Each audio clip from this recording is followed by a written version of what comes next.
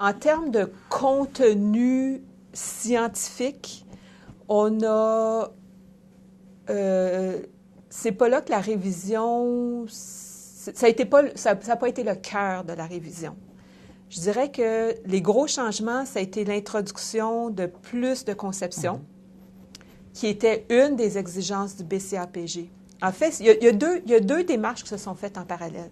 Il y a eu notre révision de programme et il y a eu la démarche du BCAPG. Et une des étapes dans le BCAPG, ça a été de reformuler les 12 qualités qui étaient très, très, très, très vagues en compétences. Et la deuxième étape, ça a été de... Mon Dieu, je ne connais pas le terme français, là, de faire un mapping, une cartographie, oui, de cartographier notre programme en regard de ces compétences-là. Et là, on a identifié certains trous.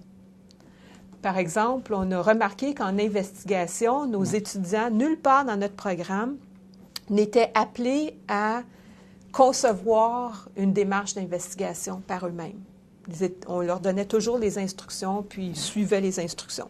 On s'est dit, pour un ingénieur, il faudrait peut-être qu'ils apprennent à élaborer des protocoles d'expérimentation. Donc ça a été une grosse lacune.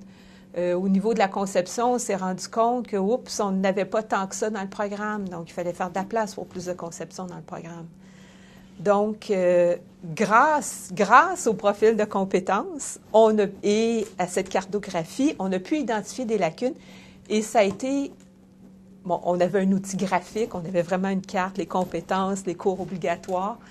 Et ça a été un outil graphique qu'on a pu utiliser aussi pour convaincre nos collègues qu'il fallait poser certains gestes. Et ça a super bien passé. Très, très, très, très bien passé.